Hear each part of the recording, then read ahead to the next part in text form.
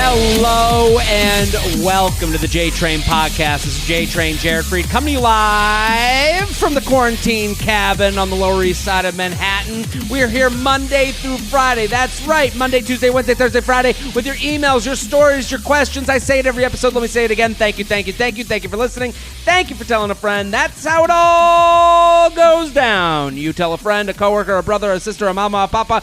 They check into the show and they fall in love with your buddy, Papa JT, the Sultan of Swipes, the Wizard of Ha, the Sultan of Scream, the Conalinga Czar himself. So listen, keep pushing the word, keep telling a friend. I appreciate you listening, tuning in every week. Very excited about today. Oh, also, before we get started, we're on YouTube. Hello, YouTube land.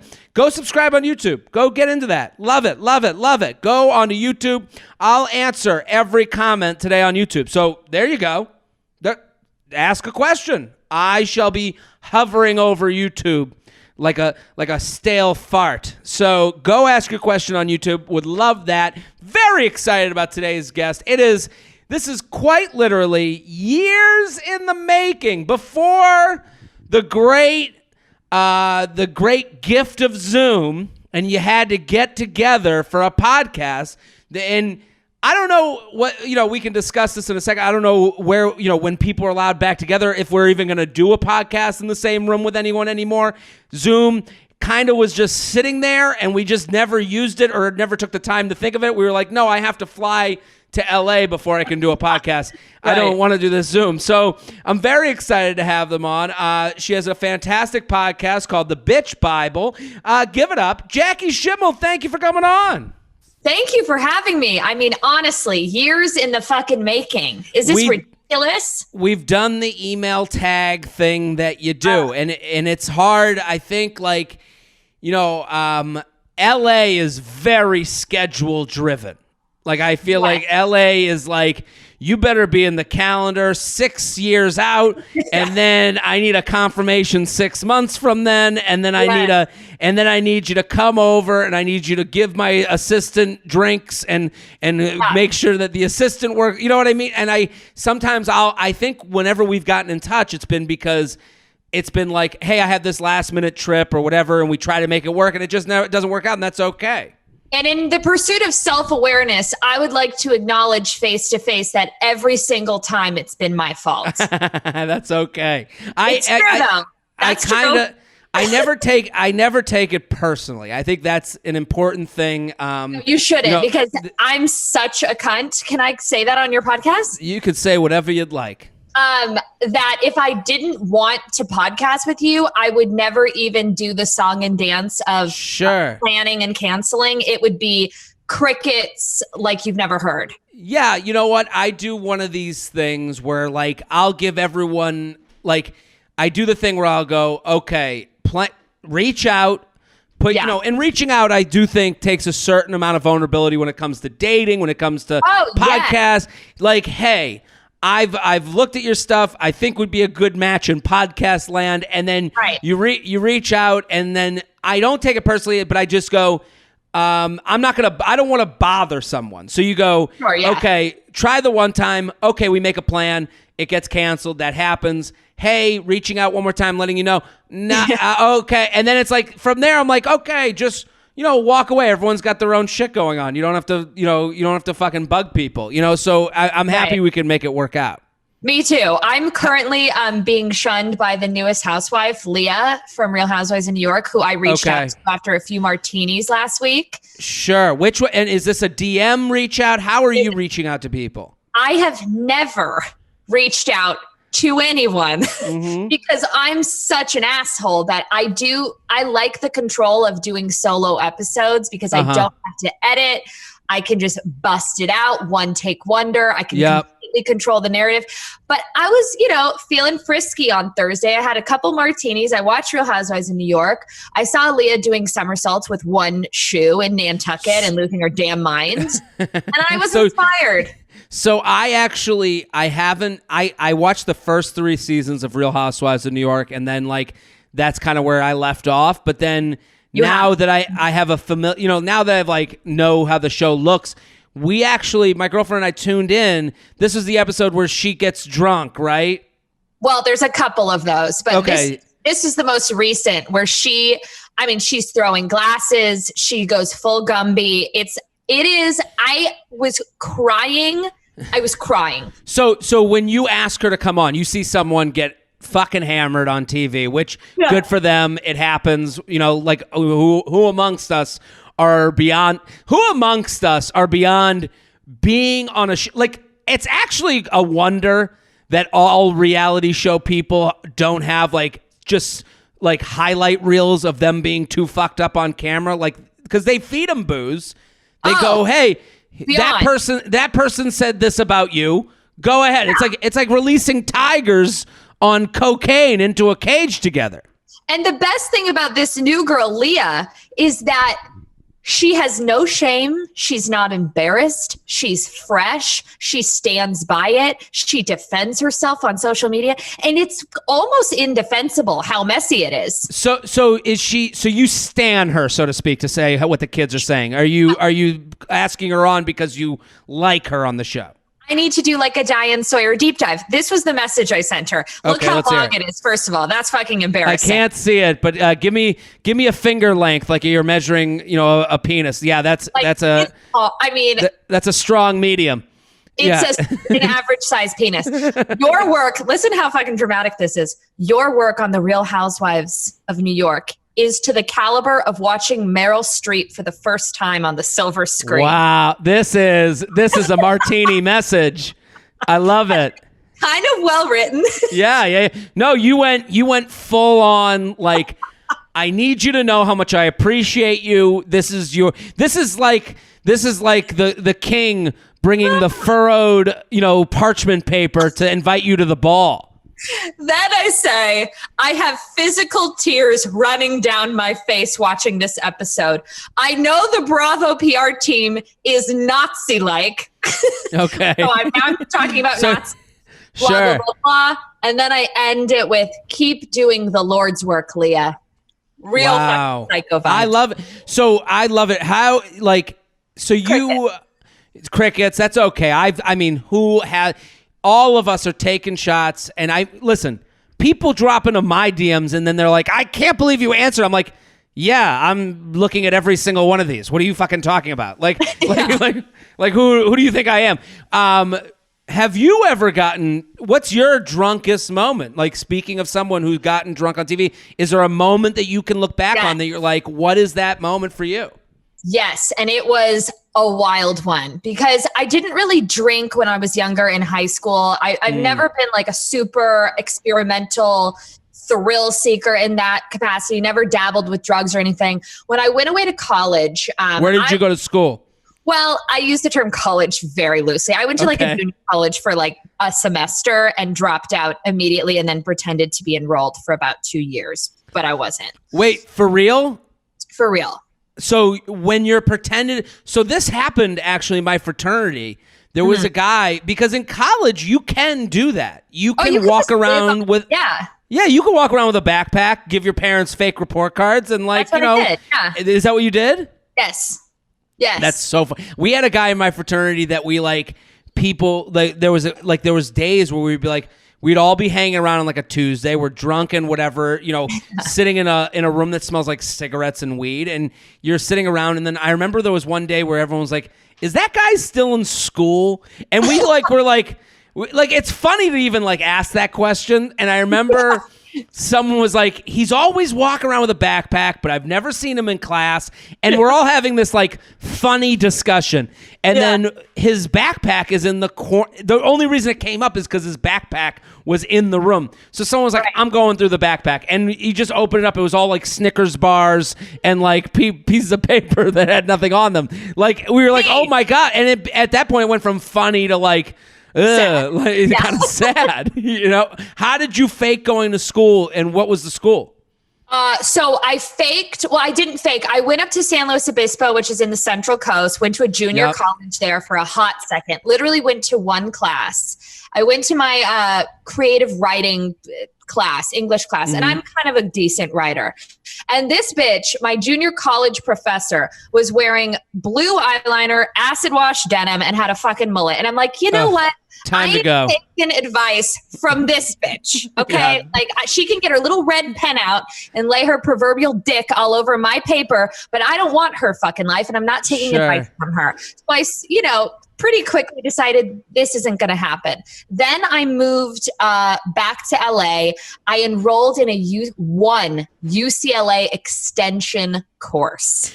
Is that like your kind of high school, above high school, not college, not yet a woman type of thing? It's not a girl, not yet a woman. It's very Britney Spears vibes. No, I think it's for people who are actually older, who need just a few credits to like complete. And by the way, I have no idea. So if I'm wrong, don't fucking slide my DMs and correct me. It was my roundabout way of not enrolling at UCLA because I would have to actually have like credits to do so. Gotcha. So I could live in UCLA housing, got an internship through the extension program, and then lied to the people at my internship saying that I was a senior. So they offered me a job at the end of the year. So everybody fucking wins. There you go. So then you have a job from that, and then you just start working? Yeah, so I got a job where I was being paid. I continued to lie about being enrolled in college for almost a year. Great. And was just, cash and dough on the side. Well, it is interesting. It's, I'm not sure. How old are you? Are we around the same age? I'll be 30 in 2 months. So we're in a similar generation. I'm 35. And it is interesting that in your mind and what you were doing is actually correct. You're like, you go to college, you get a job. I have a job. Fuck this college shit. What do I need? And it is waste money and time. It wasn't serving any purpose for me. It wasn't for me. Totally. And that's okay. It's so funny though. Like there's a certain generation, there's a certain window of youths that was like, if you didn't go to college, you were like, oh, whoa. It was like this, kind of aired out thing where like people would like look at, and now I would look at that person and I would go, okay, this is your path. Like I kind of look at it differently. Like the wheels in my head have been kind of turned on that one. Even though like I understand like from a parent's perspective, you're like, hey, I just want to make sure that A plus B becomes C, and this is the only way to feel comfortable doing that. But it is interesting. Like I remember a guy in my high school class like dropped out after the first year. And then he'd be like, I think he went into like plumbing, and it's like, no, that's a great move. That is the guy who's walking around with confetti in his backpack is legitimately ruining his life, like putting himself into mountains of debt just to not look bad, like as a PR campaign. Yeah, 100%. I totally agree with you. I think everyone's different. Like if you want to be a fucking brain surgeon, then you have to go to college. Totally. I understand. Yeah, I would hope so. But if you're a dumb fuck behind a mic like me, didn't need to. Samesies. So talking about dumb fuck behind a mic, I am one of those people. You have a podcast called The Bitch Bible. And The Bitch Bible wasn't just a podcast. You've been doing Bitch Bible things for a long time. Yeah, I mean, I hate to say that I had a blog because I hate that word so much. Don't do that. It's okay. I everything has its moment, just like college had its moment. Well, this was 8 years ago. I prefer to say a digital collection of essays. Okay. I don't know if that. I think that doesn't. Wait, what was the word you used before? Cunt. I'm not allowed to say it. I just wanted to reference you. That is a cuntier version of blog. I don't know what's better. I'm still sticking with it because I would like to differentiate. I was not swipe to shopping. I was not outfit of the day. I was not. I mean the content, another word I fucking hate, was very much so strongly worded, wildly inappropriate borderline socially insensitive musings on the world from a little girl. What got you? What's like the impetus? Like, what was it? So you're working at this thing. You're doing. You're making money. You're telling them you're in college when you're not. What makes you go? I need to put out the Bitch Bible, the collection of essays brought to you by Jackie Schimmel. Bitch Bible. That's not a blog. How do you? Not a blog. It's a virtual collection of essays. Well, it's funny. It's like I think like. I think LA makes those words so much more hateable. Because I don't think you should call something your job if you're not collecting a paycheck from it. I feel very strongly about that. I think it's ridiculous. These girls who have 85 other jobs, which is respect the hustle, but then it's like, I'm a fashion blogger. Well, if you don't if you don't have like a W-9 for that or a 1099 or something, that's not your fucking job. I know. I just feel like every time I'm in LA, you're introduced to these people with like, it's kind of like, and I feel like I get this in LA more than New York. I don't know why, because like, for whatever reasons, but every time I'm there, it does feel like you're at the cotillion and people are walking in, and then like the guy with the horns like, burr, burr, burr, and then they're like, and the blogger of West Hollywood, a brand influencer, like everyone has like an introduction. Revolve trip. Here she comes. Kill me. Exactly. I think there's something different about posting a photo of your outfit versus having like an opinion and being able to articulate yourself. So I like to differentiate the fucking two. I love it. I worked in television. That's my first job. I was internet extra. I got hired. I moved to Chelsea lately. I worked on a bunch of her pilots and all that shit. They didn't get picked up. I was out of work. I didn't have a degree. Got a job at an investment bank. Sharp left. Sure. It was a great job. I got paid very well, full benefits, lied about having a college degree. There you go. Only person in the 300-person company that did not have a college degree. They had no idea. Love it. And it was a New York, they worked on New York time. I worked the only person in the office, LA time. So I was really alone in the office for like 4 hours a day. Perfect. And, I was drinking on the job. I was watching Housewives. I got fucking bored. And then I just started like writing all my little angry feelings. That's great. I love, and so that you start as a virtual collection of essays, and then you start the podcast. It is every Tuesday. I want everyone to go follow, if you don't follow already, at Jackie Schimmel on Instagram. Go. The Bitch Bible is the podcast every Tuesday. Add it to your podcast library. That's how it works. Go and tickle Jackie Schimmel's nuts every Tuesday. What do you? And I know you talk about pop culture, and you're doing the Alone cast, which I'm doing on my end a little bit alone. The Alone shows, they have a different energy. They have a different flow. I do like them. It does sometimes. I feel like I'm putting out my sad journal. I'm like, fuck, I sound like a miserable, wildly tone deaf troll. Yeah. And I do have these moments where I tape these, and it's like, my girlfriend and I, we just moved in together during mid-pandemic. Wow. And I think she's seeing that, like, I'll get done with like taping these things or talking these things out, and it's like, I do have that moment where I'm like, I go to a corner and I'm like, I just need to shut the fuck up for like 2 hours.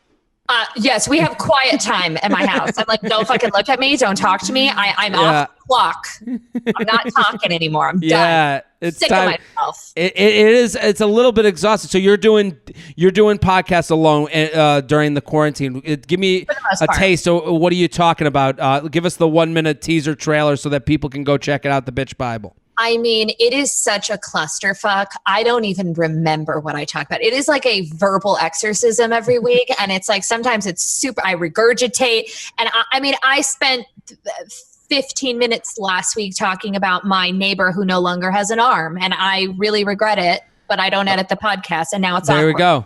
Now, listen, you gotta investigate the neighborhood. But I love the neighborhood. I love watching your stories, though. I like watching you out and about. There was one a while back. You were at, like, I think you went on a vacation. You went to like a golf trip or something.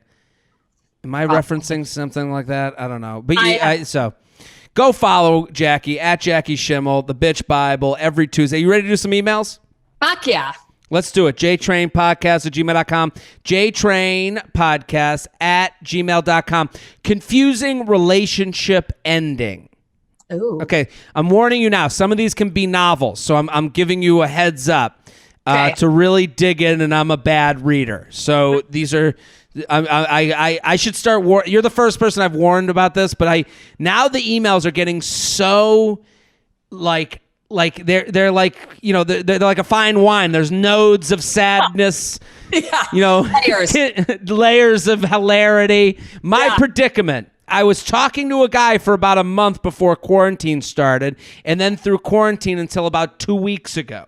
We went on dates before everything was shut down and continued to hang out through all of this because he lives alone, and truthfully, we both had corona, so we figured we were good from then on out. Cue judgment. I think you're okay here. Things were good. He told me how he deleted Hinge, how we met, and I had too. He said he could see us being a couple, etc.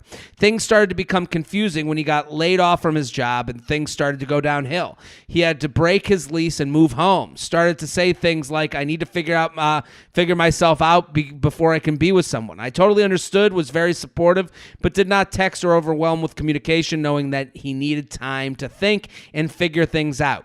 We had a text convo on Monday and about how he had an interview on a Wednesday. He didn't go into detail. I left it at that. He didn't text me after that ever again. It's been 2 weeks. I was the one who brought up the convo about the job interview, and he wasn't being very responsive, so I wanted to leave it open to him to contact me about how it went. My question is, was I supposed to reach out? It was getting to the point that I was the only one texting and putting in effort because he was going through this hard time. The reason this now is on my mind after going through the stages of getting over this short-lived but seemingly good relationship is because I re-downloaded Hinge, and he came up as someone who just joined, aka he re-downloaded it too. Do I match him? Do I text him and have a conversation about our ending and what could have been done differently, or just forget it? I'm 27, he's 29 for reference. What do you think, Jackie Schimmel? I think absolutely fucking not. First of all, what a peach that she's interested in his, you know, the downfall of his career, and she's keeping up with him and all of the things. He's moved back to his parents' house.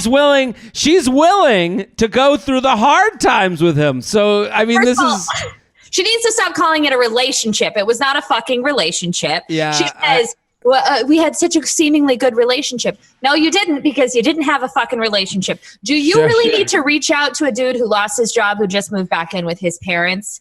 No. You need to rekindle? You don't. Well, it is so interesting, and I think your perspective is very refreshing because it is. But it's interesting that, like, you know, this is kind of like the epitome of the difference between men and women and how they deal with relationships. Like, men, you know, if a guy isn't good in his career, it's really tough to I can understand that he's sitting there going, I just got laid off. I'm a fucking loser. I'm moving home. I got to get back on my feet. How the fuck could I go to the next stage, whatever that may be, with a woman? So I like, and what you're saying is exactly right. You're like, why would you want to go to that next stage with a fucking loser? And it's like, that's just me personally. Also, if someone, not only did that happen, but he's also not communicating with you. Let's just lead with that. He's not talking to you. He don't like you no more. Well, I think, to me, it's like, when she says, and then she sees him on the app and it's confusing. The reason he's on the app again, he doesn't want to date you. He wants to date somebody else. Yeah. Or spread his seed in his parents' neighborhood. But what you said perfectly was that it wasn't a relationship. So he is up for the first 3 weeks with someone else. The first 3 weeks are fucking cheap. You don't have to be a great dude. You don't have to be a winner. You can be a loser and sell the upside. To you, now he's got to sell his downside and his comeback. It's like, I wouldn't even be able to get a boner with someone if that was my reality. I'm 29. I'm moving back home. I got to look at her and go, I'll be back one day. I put on my like weird, like my depression era hat, and I go to the soup line. Like, it's fucking horrible. Like oh yes. Do you know what I mean? Like I like, not to say like there's a lot of people in this position. Like 100%. No, it's happening all over our fucking country. It's terrible. And there's nothing wrong with the position, but understand the perspective he's coming from. That's all we're kind of saying. Like, right. I can understand that he's new to, it costs $0 to like on Hinge. It costs a lot more money to be your boyfriend. So, like, that's kind of he doesn't want to be your boyfriend. He doesn't want to communicate. That's the first problem. All the other stuff is, surface level bullshit that's happening all over our country. The step one, he's not responding to you because he no likey. And he had no skin. He had no skin in the game to stay in it. Like for him, like because of what you said, it's not a relationship. This was two people that fucked that got a little bit deeper than the normal two people who fucked. Right. You know, and so you got to let it go. He's not on Hinge because you weren't good enough. He's on there because he's got nothing else to fucking do while he's pouring alone. We're sponsored, people. The J Train podcast is brought to you by MeUndies. This might not be the summer you had in mind, but you got to do what you can to stay positive. Do you know what I look forward to these days? Getting a fresh pair of undies in the mail. That's right. Changing your underpants can change your mindset. I call the mailman the underpants fairy, but lucky for him, he doesn't have to look under my pillow. Just go to MeUndies.com to get the world's softest underwear delivered right to your door. I am wearing MeUndies right now. I love them. I think when you put on a fresh pair of it is the little things in life that go a long way. Your socks, your underwear, clean sheets. These are the things that I am guilty of looking over. So, and if you're out there, you're going, I'm fine. I've had my underwear since kindergarten. I'm good. You're wrong. You're wrong. A fresh pair of undies is a fresh start to your day. And if they fit right, that's the big key. If you're sitting here in underwear that you kind of don't look forward to putting on, you don't understand how different your day becomes. My MeUndies underwears feel like a part of my body.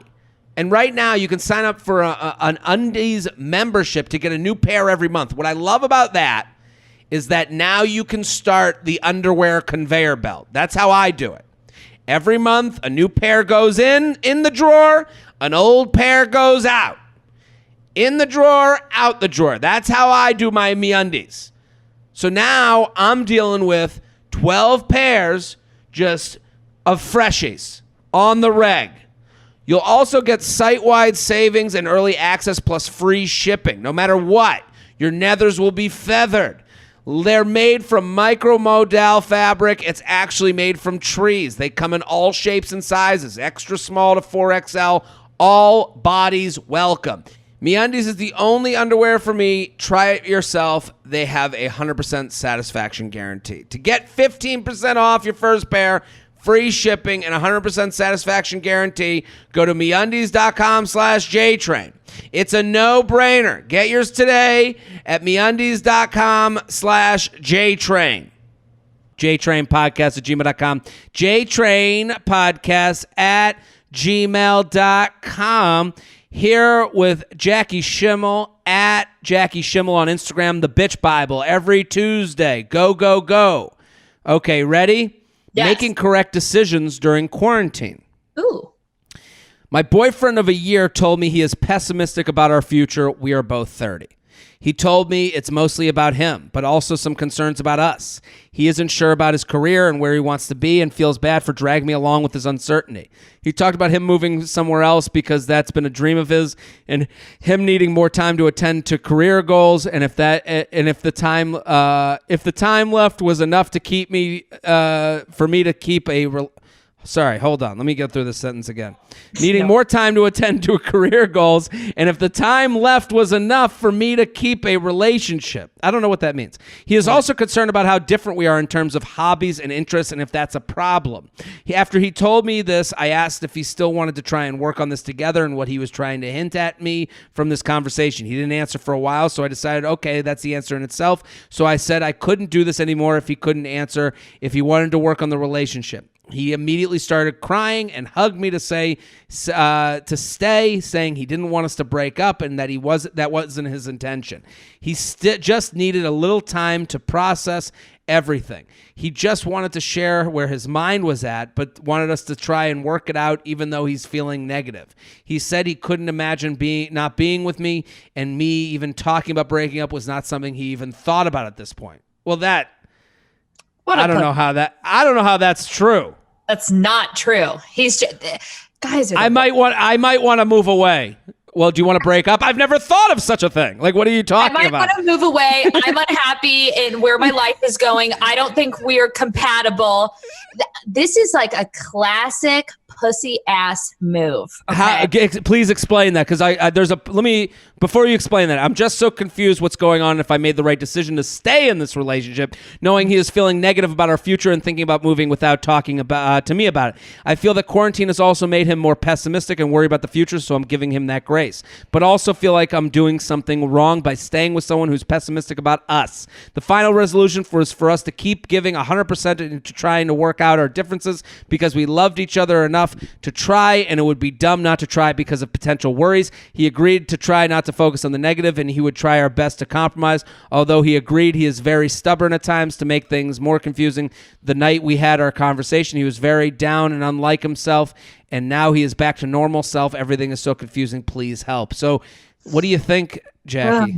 You said it's a classic pussy move. Let's go back to that. What do you mean by that? I think that, people in general, a lot of times, it's very manipulative to voice concerns and distress, and maybe I should move away, and I'm unhappy with my job, and I don't think we're compatible, and create all of this friction, and then give the other person little to no choice. A shrivel of self-respect would encourage someone to be like, okay, then we shouldn't be together if you're having all these feelings.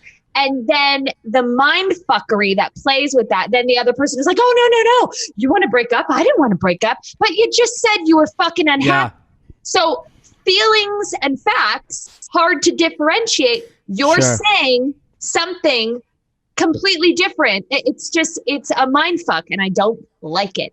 And us women need to be careful we're naturally more emotional beings. Mm-hmm. That's just a fact. That's just biology. Mm-hmm. So sometimes you have to remove yourself from the feelings of it all and just look at it factually speaking. If someone is looking at you saying that they're afraid that you're not compatible, that they're not happy, or they feel unfulfilled, that they're considering picking up their shit and moving without consulting you, there's an issue. You want to be married to that? Be my guest.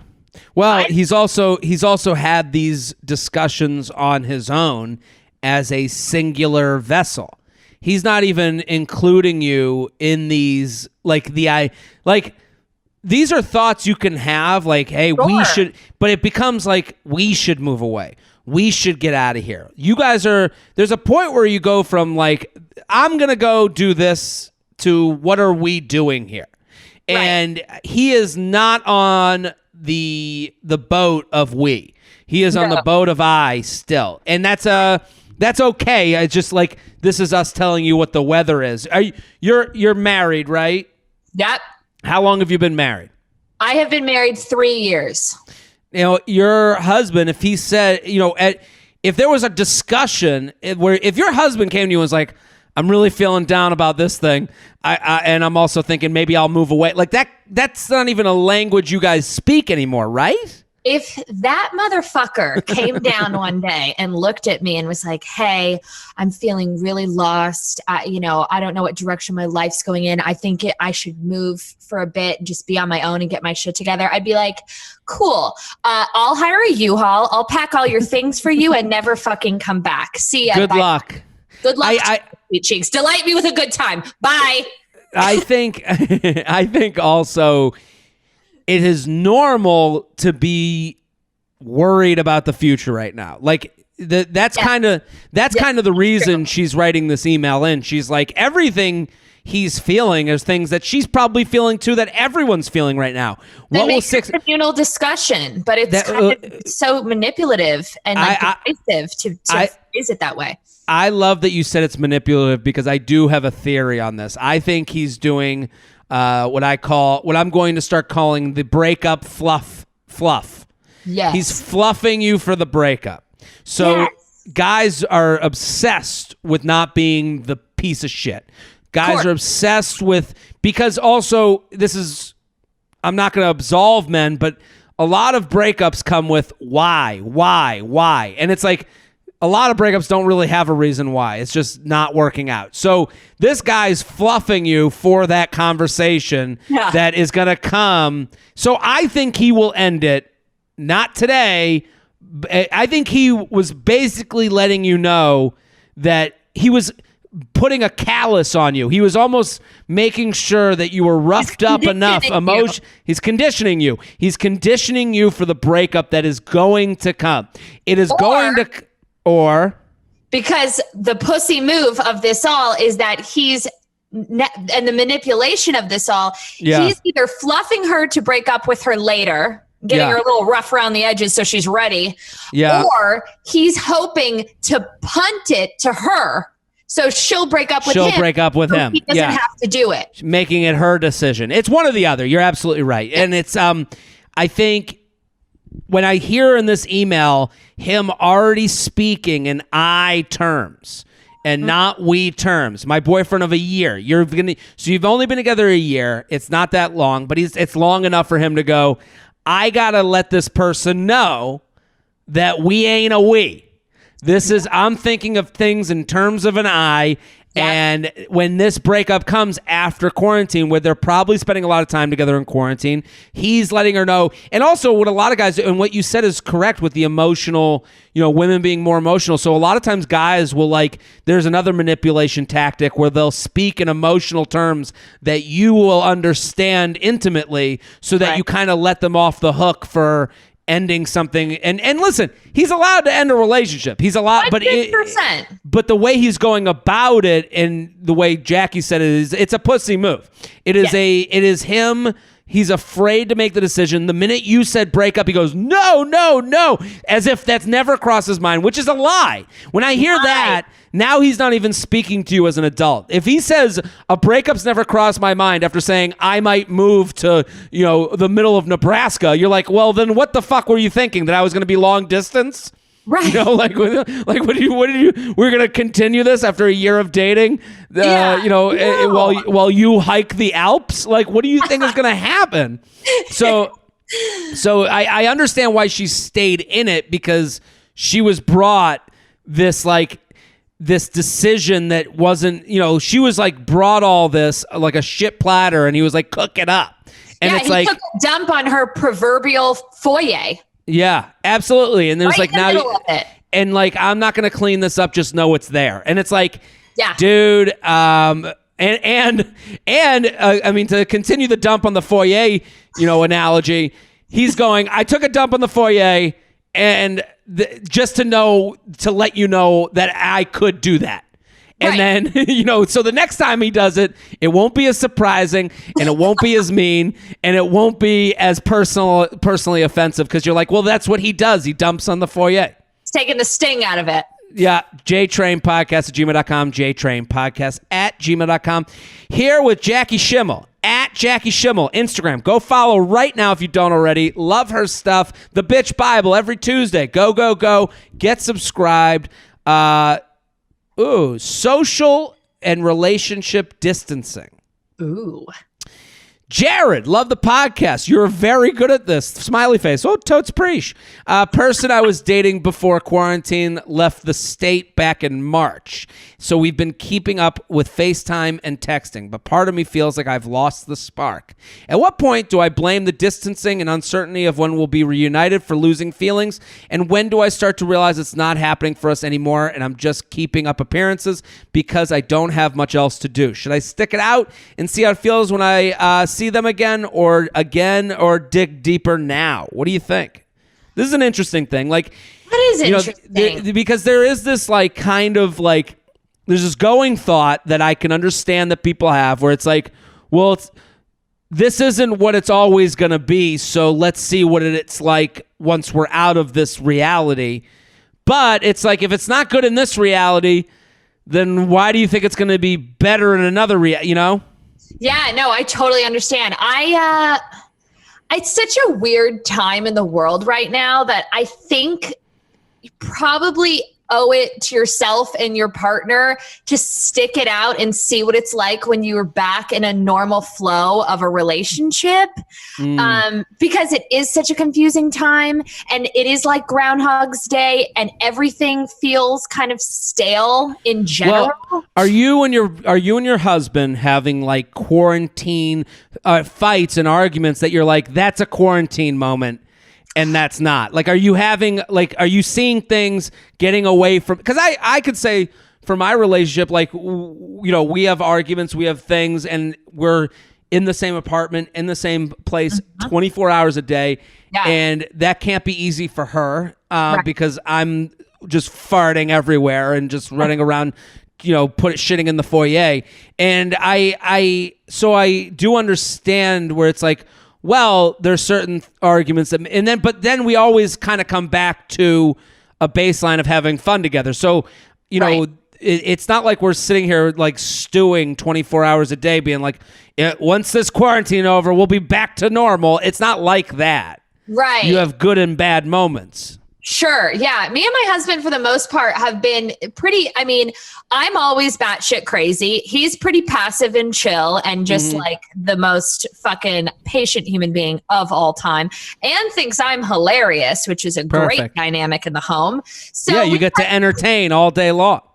Yeah. I'm like, fully. He tunes me out like 90% of the time, but that 10%, he's really there. Zoned in.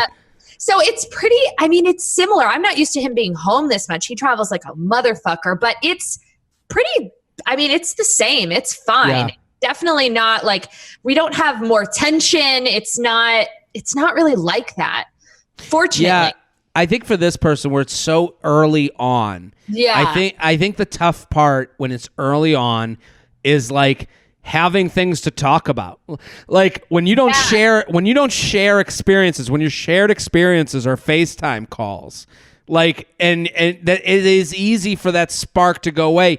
I'm not gonna tell her to like stay in something that you're doing. If you feel like you're keeping up appearances, then listen. Say, hey, this has been like, all relationships can come back, as we've seen in the coronavirus and the quarantine days. If people want to get with you, they find a way to get back in your DMs. They find a way to send you a text. Yeah. I think saying to him like, hey, this has been more of a, like, I think there's a classy way to say, this is turning into more of a calendar invite than it is something I'm excited about. And you can say like, honest. Right? Like, and then you say like, I don't know if it's the quarantine. I don't know if it's that you're far away. I don't know if that's we just don't know each other enough. But you have my number. When all is clear and all is well and good, please reach out to me and we'll see where our heads are at. But right now, I think we got to take a break from this. Like, and I think a break is kind of like gets a bad rap, that word. Like, I don't think that's probably not the right word to use, because then people think like, whoa, we're on a break and now you're attached to this person. But like, you have my number. When you're back in town, shoot me a text. Maybe we'll get drinks. Like, I think that could be That's very rational. Right? I think so. As a guy, I think a lot of men out there would love that scenario where it's someone's like, yeah, just text me when you're back. We don't have to keep doing FaceTime. And he's like, oh, thank God. My arm is so sore from holding it up for my face. Like, it's one of those. I don't know. I understand what she's saying. Like, I wouldn't stay in something that felt like an appointment, keeping up appearances, but. Yeah, that description doesn't really sound like a Nicholas Sparks, plot. No. Doesn't sound like the romance of our time. This summer, the FaceTime. And just them talking over FaceTime. Rachel McAdams. Rachel McAdams. Rachel McAdams staring at herself, fixing her lipstick in a phone, in a reflection. The J Train podcast is brought to you by Noom. That's Noom. Getting in shape isn't just about losing weight. It's about learning healthier habits and feeling better about yourself. Maybe it's getting into your goal genes, having more stamina, or just treating yourself better. What if you could choose one app for all of that? No more hunting for training apps, workouts, or calorie trackers. There's a new app called Noom. That's Noom. That will help you develop a healthy lifestyle for years to come. Their whole thing is about learning, not dieting. They want you to build better habits. I will say this. In quarantine, you realize your bad habits the most. You have lunch, and then you have a couple chips afterwards. A couple chips turns into a slice of bread, turns into a bowl of cereal, turns into, another sandwich, turns into, now you've just been eating from 2 p.m. until you go to bed. And that happens. What I love about Noom is that they understand that it's not about one change. It's about creating a lifestyle, creating habits. The Noom app is that little nudge in your side that gives you a piece of knowledge, that gives you a piece of energy to realize that, hey, I should be eating this, not that, or I should be eating or making this decision, not that decision. And this is a slow process. I mean, I deal with weight stuff my whole life, and it's really about adjusting perspective. On the Noom app, you can get tailored lessons, log the food you eat, and learn a new lifestyle. Also, the organization of it all is great. You're not going to the food tracker app and then the workout app, and then no, it's all in one place. Noom helps you change your habits, develop a new relationship with food. Noom is based on psychology. The way you think about food is important. Learn through personalized courses how you can replace your old habits and healthier ones. No food is good or bad. Noom teaches you moderation. Noom takes a human approach. There's no judgment. It's all about staying mindful and doing what you can every day. At Noom, small steps lead to big progress. Sign up for your trial today at Noom, Noom.com/JTrain. What do you have to lose? Visit Noom.com/JTrain to start your trial today. Again, that's Noom.com/JTrain and start losing weight for good. JTrain Podcast at gmail.com. JTrain Podcast at gmail.com. Ooh, this one looks juicy. I think you'll be good at this. Help, Chicago Fuckboy, a 10-year saga. Oh, yeah. Now, Jackie, do you have anybody like that in your life? You've been married 3 years, but did you back in the day have that like saga-ish guy? I'm finding out that I think I probably have I'm finding out, and I have another podcast called the You Up Podcast that we've kind of gone down the road on that show where we did an episode where it was like about these guys that don't go away. Mm-hmm. Does that make any sense to you? Yes, of course it does. Now, I will tell you. Sure. I was the fuck boy. Really? So yes. How? Explain that. I had hoes in different area codes. I would hit up different guys for different levels of dinners that I was looking to partake in. I got my entree guy. I got the guy that was good for drinks. I got the guy that was great for parties. Well, were any of those guys like a guy that you could tell was more in it than maybe you were? All of them. All of them. Like, were they like, but like in the skillful casting on my end. How did you, how do you get away from all the, at what point do you get away from like all the entrees and appetizers and, and sorbets and whatever? Sometimes, like there were certain guys that would they knew what was going on at a certain point, and then they would just cut it off because they kind of knew that I wasn't really into making this a relationship, or that I was seeing other people, and that bruised their ego, and they're like, fuck that girl, and then they were the ones that cut it off. Other guys, I dated an older guy that was like, I love you, I want to marry you. And I was like, dude, I'm just trying to get like avocado egg rolls at the Cheesecake Factory. I'm 20, I got a fake ID, I want a daiquiri and an egg roll. Like, you were 20 dating a guy who, how old? He was like 36. Really? Yeah. What was that like? Like, how do you, as a 20-year-old, like, what are you talking? Did you feel like you were talking to someone like that? I guess I don't know. I'm 35. I'm wondering if I could speak to. I don't think I could. I mean, I was an idiot, and I was. We worked together at the time. Ooh. So I mean, and he definitely. I mean, not to me to it, but he definitely used his position to kind of. It was like a weird. It was icky. It was totally icky, and if I wasn't me, I think outside looking in, they'd be like, oh my God, this dude's totally taking advantage of his age and his position. I felt like I was the one in control. In hindsight, probably wasn't. But in my head, he was so much more, he took the relationship and I use the term relationship very loosely, very seriously. And I was kind of just like, he's hot, he's older, he takes me to nice dinners, I've got another guy on campus, like I just wasn't in a headspace. So I was pretending to be an adult. He's got that cheesecake money. He's got that cheesecake factory money. And we used to go there all the time. That's hilarious. Let's read the email. I went to a small college north of Chicago where I met this guy, John. We were both from Michigan, had a lot of friends in common, and became friends quickly. From there, things started to escalate between us, all before me knowing that he had a girlfriend the entire time that he kept a secret. So this was in college. Okay. She eventually found out, never confronted me about it, and yet I still kept hanging out, hooking up with him. Horrible decision, I know. He was a couple years older than me, and we were both living downtown Chicago, and I was still seeing him from time to time and going through phases of not speaking to one another. John was always wanting to know what was going on in my personal life, and if I was dating anyone, but never fully telling his side. Present day issue with John. I have been stuck in Chicago during quarantine.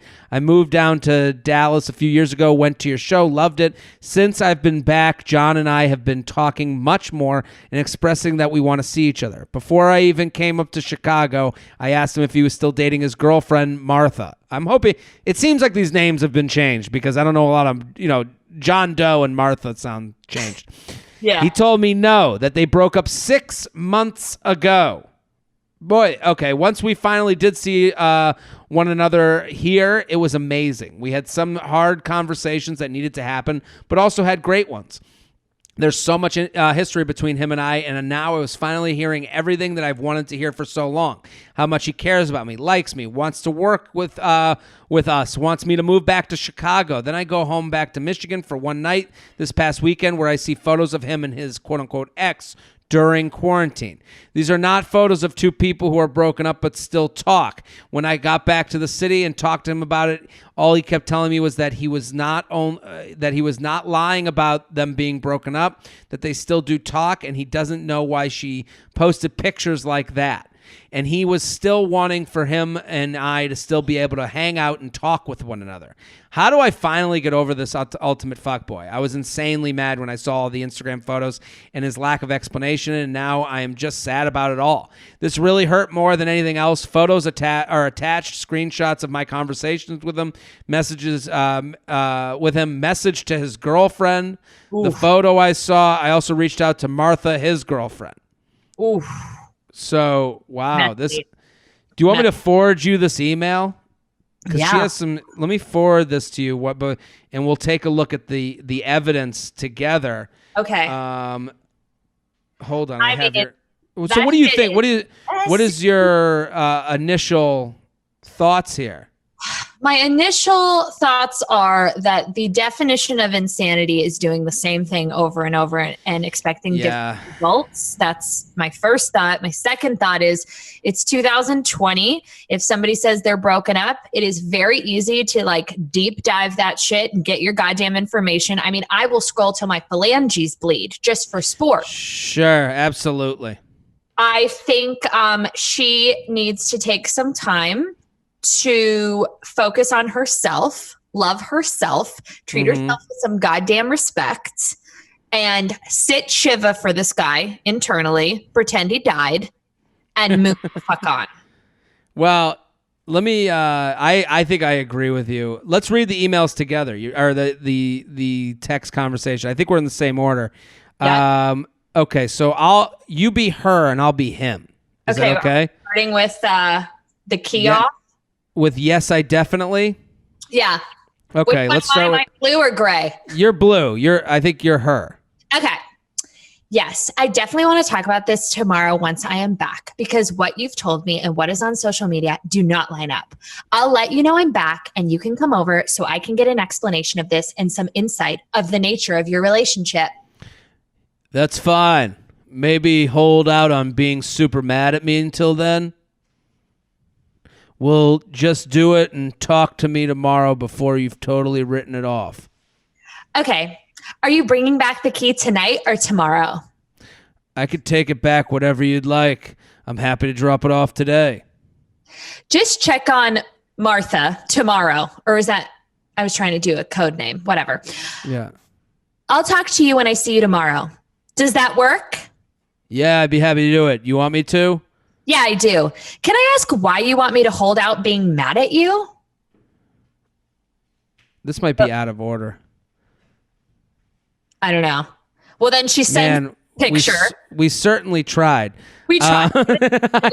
Well, I go. Yeah, I wish I had this in the right order. It's kind of annoying. Fuck. We really. Damn it! I really blew this because there's a whole conversation. That's fine. Okay, sure. And do not bail on me tomorrow. Doesn't really feel like you're going to hold out judgment, but I won't bail tomorrow.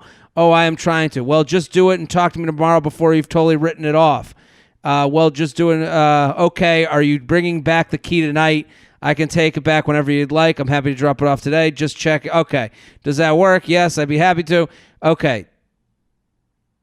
So then, can I ask why why you want me to hold out being mad? You do what? Want me to check in on her or drop them off? Yes, because I understand you're mad, but it's misguided. Oh, really? Are you looking at the photos, by the way? I'm looking at the photos. They don't.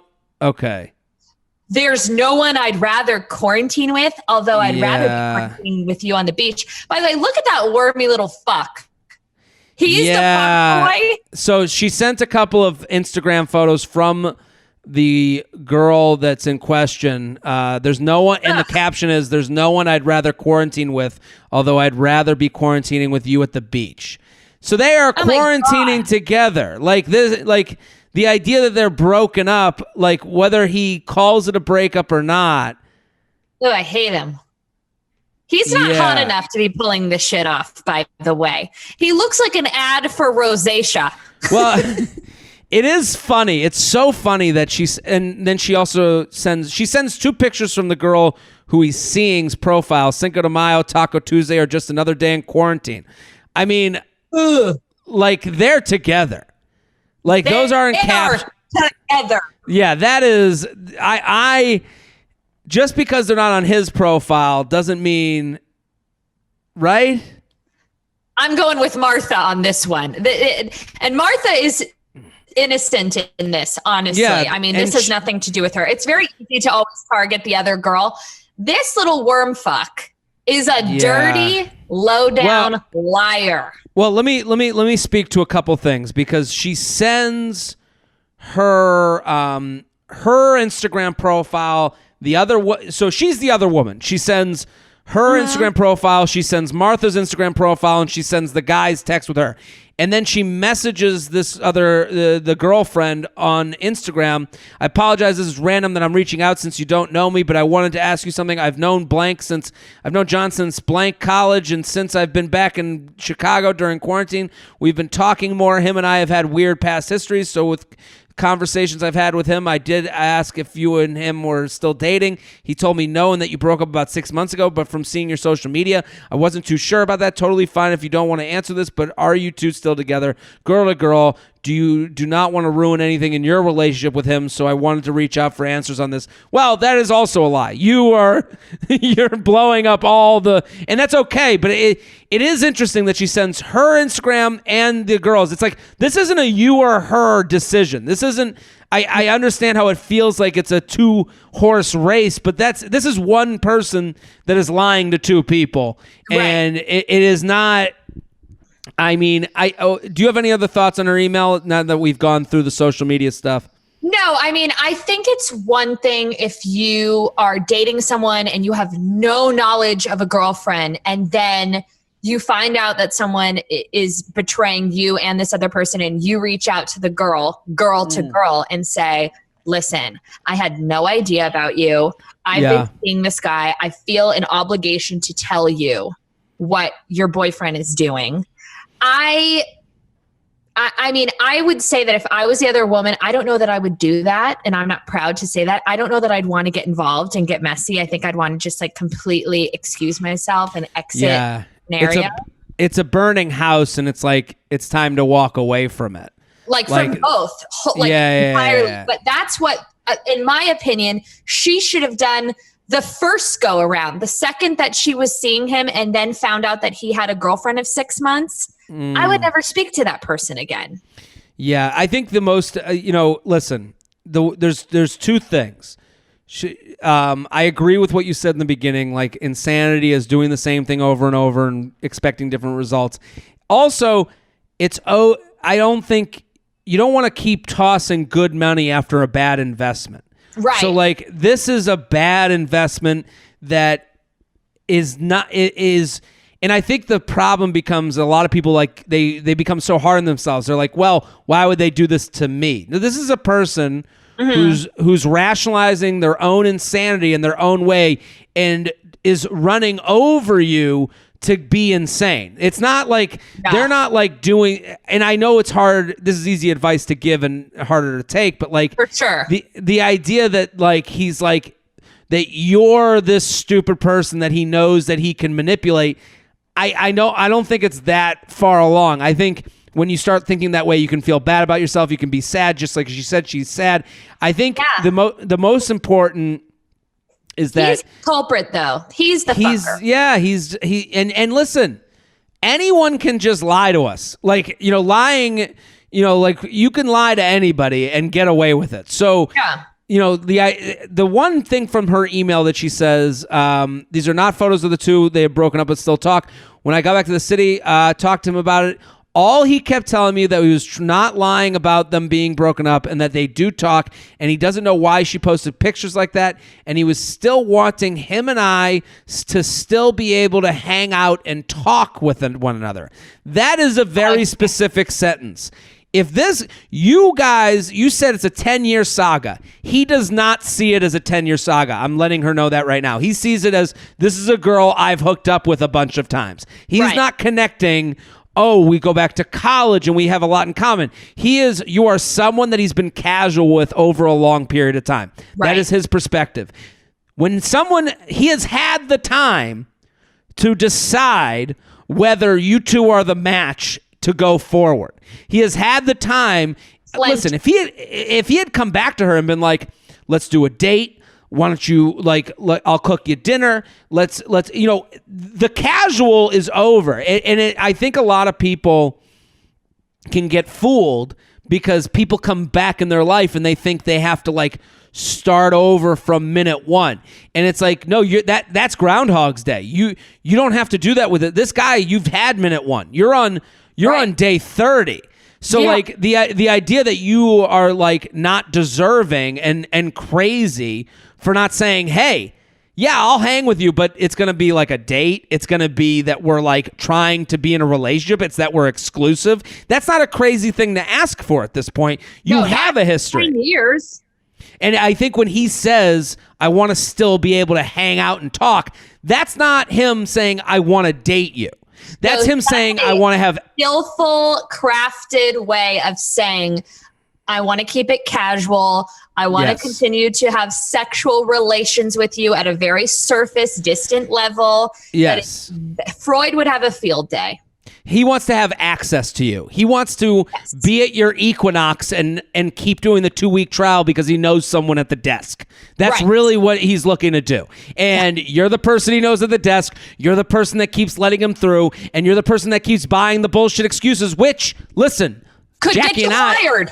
Could get, and Jackie and I don't think you're stupid for that. We're just we're trying to be the people on your shoulder going, it's enough's enough. And it's like, I don't blame you for writing the message to the girl because, like, the other thing is, like, I don't either. I mean, I would have the balls to do something.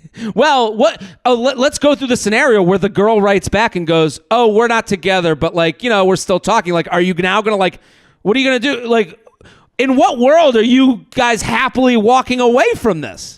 No. And by the way, those photos of the couple or the ex-couple allegedly on the beach was 2 weeks ago. Yeah, they look like they're engagement photos, for God's sake. It looks like they got married and this is their honeymoon and they're celebrating. And like that, those pictures, like, whether you're together or not, you're together. She is putting out a press statement that they're together. It doesn't matter what he thinks at this point. She does think they're together. That is not a photo that you post with anybody else other than your boyfriend.